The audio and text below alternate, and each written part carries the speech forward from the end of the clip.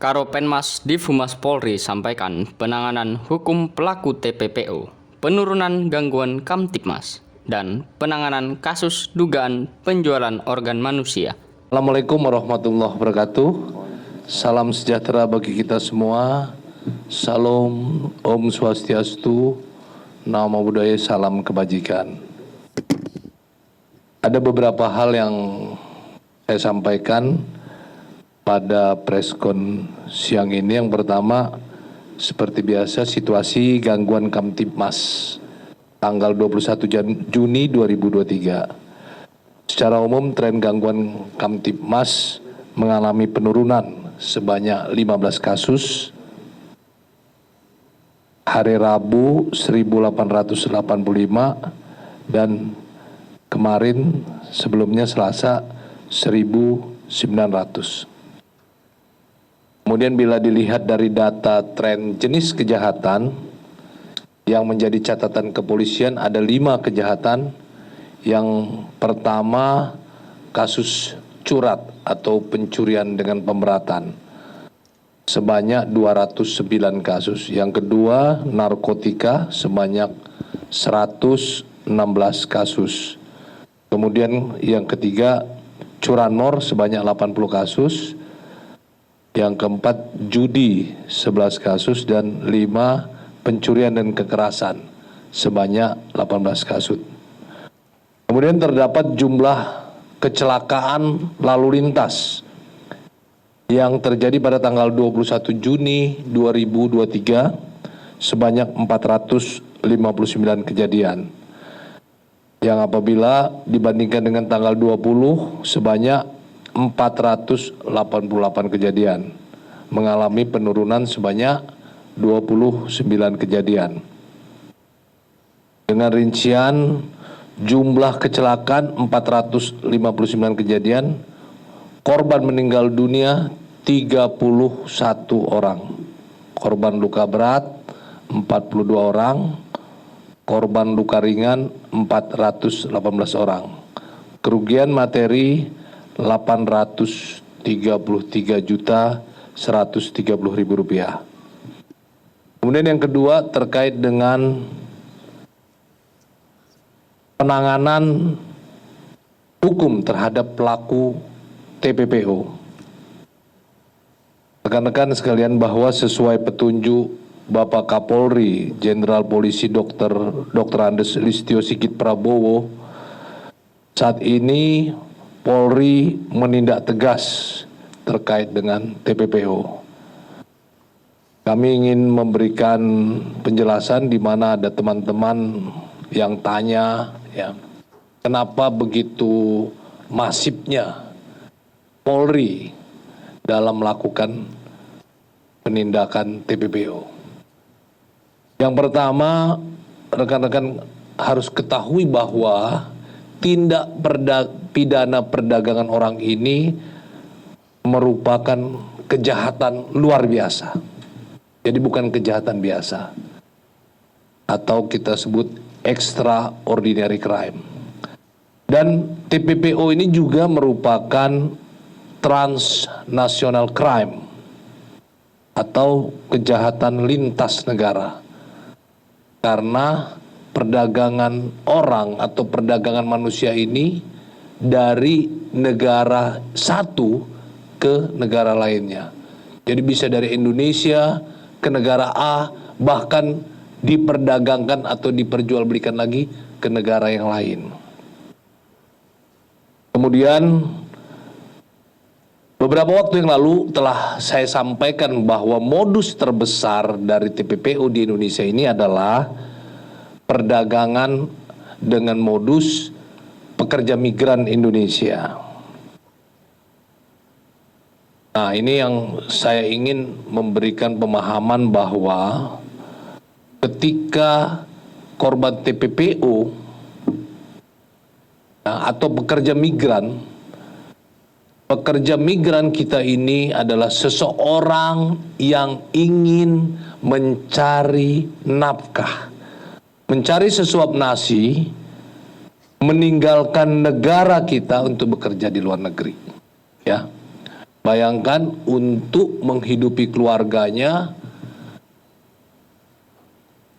PMI atau pekerja migran Indonesia yang dulu dibilang TKI itu harus meninggalkan keluarganya untuk bekerja di luar negeri. Ya, ini harus diberikan pemahaman.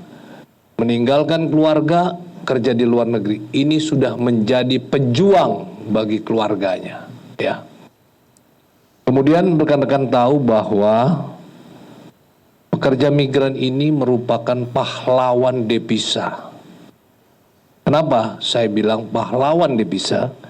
Dari PMI ini devisa negara yang masuk ya bisa mencapai puluhan bahkan ratusan triliun. Sehingga mengapa PMI itu disebut menjadi pahlawan devisa? Kira-kira seperti itu ya. Jadi mereka bekerja di luar negeri, kemudian gajinya atau penghasilannya dikirim kepada keluarganya. Jadi ada devisa yang masuk ya dari tempat bekerjanya di luar negeri masuk ke Indonesia.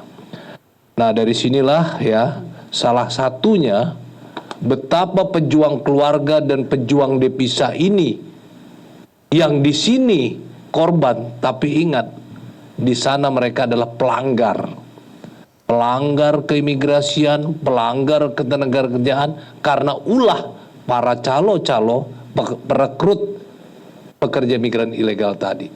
Mereka tidak tahu bahwa mereka bekerja ke luar negeri. Mereka yang tahu hanya bekerja, mencari sesuap nasi. Mereka tidak tahu bahwa keberadaan dia adalah ilegal. Nah, sekali lagi saya memberikan prolog ini untuk memberikan pemahaman ya. Kenapa Polri begitu seriusnya ya dalam menangani tindak pidana perdagangan orang. Ini dilakukan Polri dalam rangka menyelamatkan anak-anak bangsa, menyelamatkan warga negara kita ya, agar tidak ada lagi yang menjadi korban TPPO. Disinilah negara harus hadir. Siapa lagi ya yang akan melindungi mereka? Disinilah Polri dengan Satgas TPPO-nya hadir, tentu bersama stakeholder lainnya, dengan Kementerian Luar Negeri, dengan BP2MI hadir dalam rangka melakukan perlindungan, dalam rangka menyelamatkan warga negara Indonesia tadi.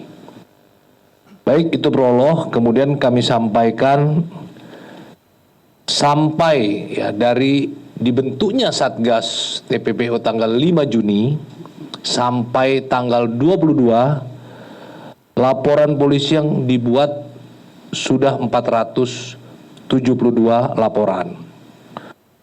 Jumlah korban TPPO yang berhasil diselamatkan ya oleh Polri, ini artinya berhasil diselamatkan belum menjadi pekerja migran ilegal ya, masih di masa penampungan. Kita lakukan penindakan, penangkapan terhadap pelaku dan korban berhasil kita selamatkan.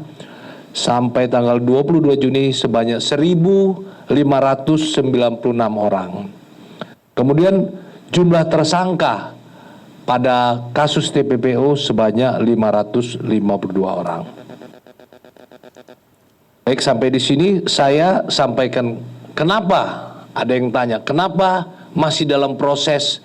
Ada yang penyelidikan, ada yang proses penyidikan. Ya, tentu masing-masing TKP, masing-masing Polda beda ya, beda penanganannya karena masing-masing modusnya beda. Kalau masih penyelidikan bisa jadi masih tahap pengembangan, mencari pelaku-pelaku atau tersangka yang lain. Apalagi masih ada jaringan-jaringan yang lain. Seperti tadi saya sampaikan bahwa TPPO ini adalah transnational crime. Ya. Bisa jadi pelakunya tidak hanya ada di Indonesia, tapi bisa jadi ada di luar negeri. Nah, tentu ada ya tidak semudah membalikkan tangan. Ada prosesnya.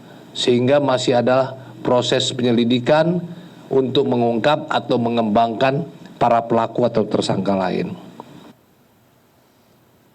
Sekali lagi saya ulangi, jumlah tersangka yang telah diamankan sebanyak 552 orang. Kemudian modus yang dilakukan ada 4 seperti yang kami sampaikan kemarin. Dengan modus yang terbesar adalah pekerja migran legal, ya. Ada 368.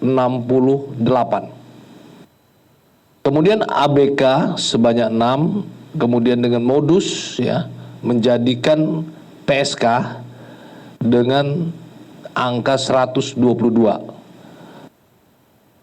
Kemudian eksploitasi anak sebanyak 27. Nah, mungkin rekan-rekan ingin melihat bentuknya bagaimana, ya. Nah, kita lihat hasil ANEP kemarin. ANEP ini contoh, ya, Polda Aceh, penanganan kasus TPPO. Ini yang berupa PSK dengan bentuk prostitusi online, ya, di wilayah hukum Polres PD. Nah, Polri telah melakukan penangkapan terhadap mucikari, kemudian telah mengamankan, dan dalam pemeriksaan yang bersangkutan mengakui sebagai mucikari dan mengeksploitasi, ya, korban. Ini salah satu contoh modus PSK tadi. Kemudian yang kedua contoh di Polda Riau. Ini penyelundupan pekerja migran ilegal yang akan diberangkatkan ke Malaysia melalui perairan di Kabupaten Bengkalis. Tim Satgas TPPO Polri berhasil mengamankan 6 orang PMI. Jadi mengamankan ini menyelamatkan, ya. Kalau PMI diselamatkan, dan 1 unit speedboat bermesin 3. Nah, ini rekan-rekan bahwa diamankan ini di perairan seperti beberapa hari yang lalu ada 2 jalan. Ada jalur melalui pelabuhan resmi, yang kedua melalui perairan tidak resmi. Jadi pantai misalnya di Bengkalis, kemudian masuknya pun tentu tidak melalui pintu-pintu resmi. Contoh berikut di Polda Jambi, Polri telah melakukan razia. Nah, ini yang PSK juga, mucikari menjadi sasaran terkait TPPO, dan mendapatkan 2 orang dengan identitas wanita, ya, 2 orang wanita yang telah dijual kepada seseorang untuk melakukan perbuatan. Jadi dia dikendalikan untuk melakukan perbuatan prostitusi, ya, ini juga masuk TPPO. Kemudian di Polda Jabar, ya, penanganan kasus perdagangan orang yang dengan modus melaksanakan penempatan pekerja migran yang tidak memenuhi persyaratan migran Indonesia dan atau menempatkan calon pekerja migran ke negara tertentu yang dinyatakan tertutup. Artinya modusnya korban ini diberikan janji bekerja, ya. Yang di Jawa Barat ini dijanjikan akan bekerja di negara Qatar, ya. Sampai di sana ternyata tidak sesuai dengan iming-imingnya, tidak sesuai dengan janji gaji besar, dan sampai di sana dia terlantar. Terlantar ini dia tidak tahu posisi siap tempat bekerja di mana. Akhirnya dia kabur dan dia datang ke KBRI, dari KBRI kemudian dikembalikan dari Qatar ke Indonesia. Nah, atas laporan tersebut dia membuat laporan ke Polresta Cirebon.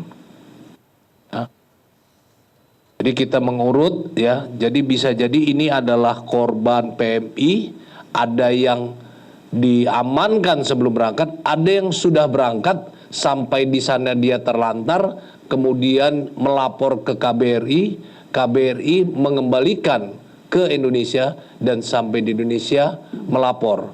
Dalam hal ini melaporkan ke Polresta Cirebon, dan selanjutnya Polresta Cirebon akan menindaklanjuti, mengamankan siapa yang memberangkatkan itu. Kemudian beberapa penanganan TPO yang dilakukan oleh Bareskrim dan Polda jajaran.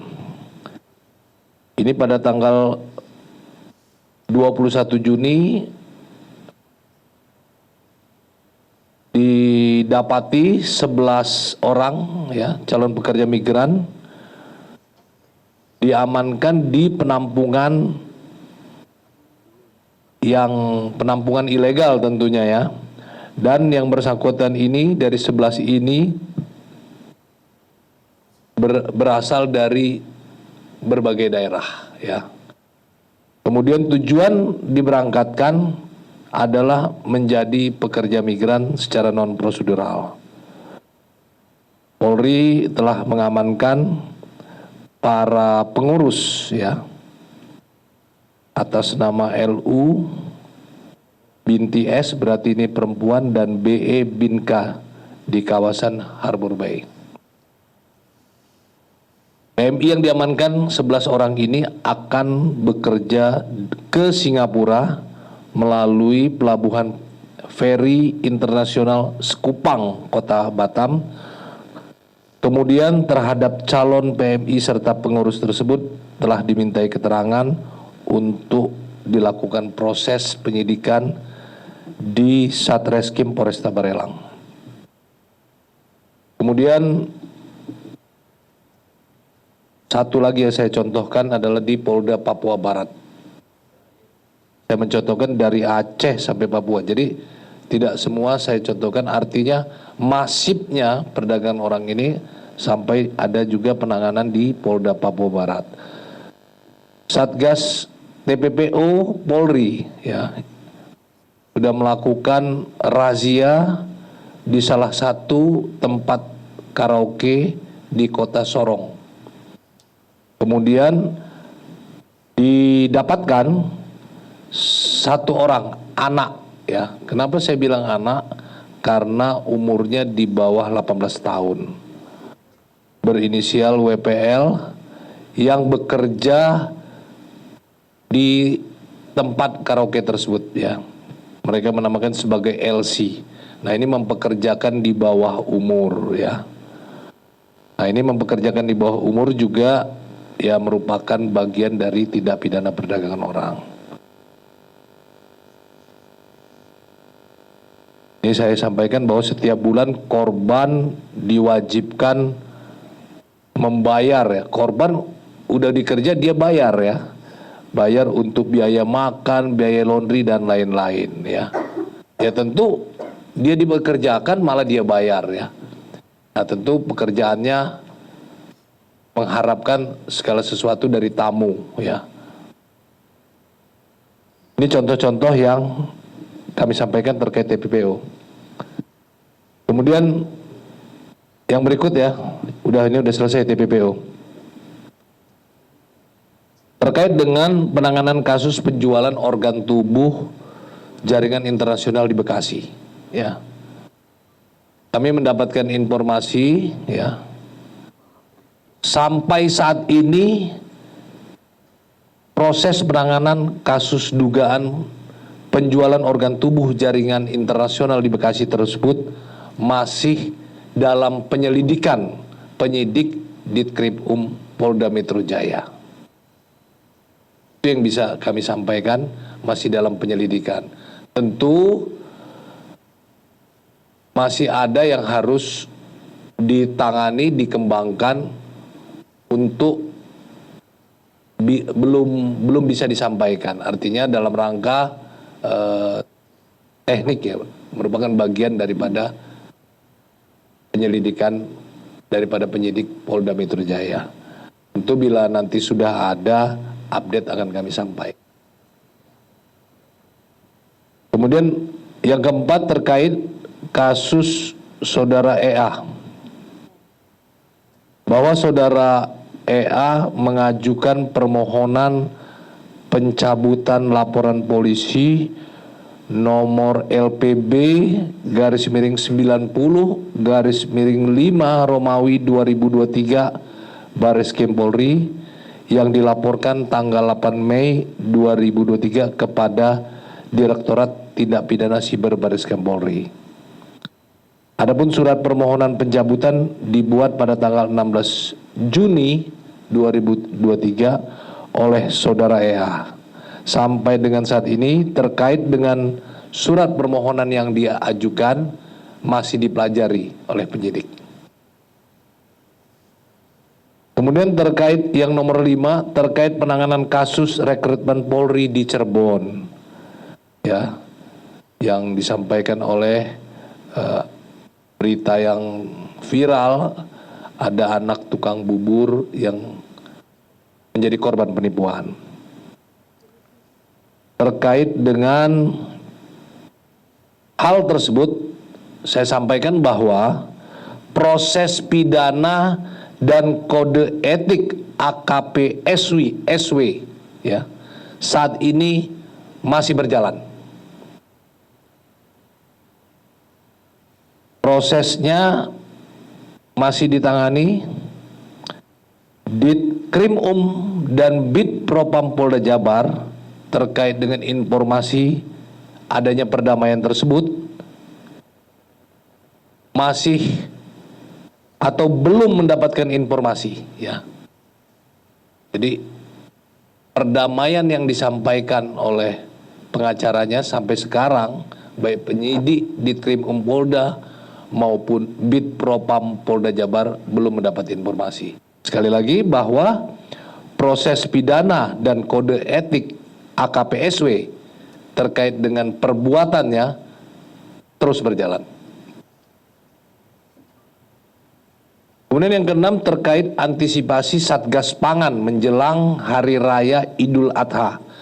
Dalam menjaga kestabilan harga menjelang Idul Adha, Satgas Pangan Polri melakukan operasi pasar. Selain itu juga Polri telah memerintahkan jajarannya agar memastikan kelancaran angkutan dan jalur pendistribusian bahan pokok dari daerah yang menjadi sentra produksi ke pasar-pasar, terutama pasar induk di daerah masing-masing. Tentu punya tujuan agar tidak ada hambatan sehingga ketersediaan bahan pokok mencukupi permintaan masyarakat. Satgas Pangan Polri juga melakukan pendampingan dengan kementerian dan lembaga terkait dalam menggelar kegiatan gerakan pasar murah di daerah-daerah. Demikian ada 6 hal yang kami sampaikan. Terima kasih. Wassalamualaikum warahmatullahi wabarakatuh.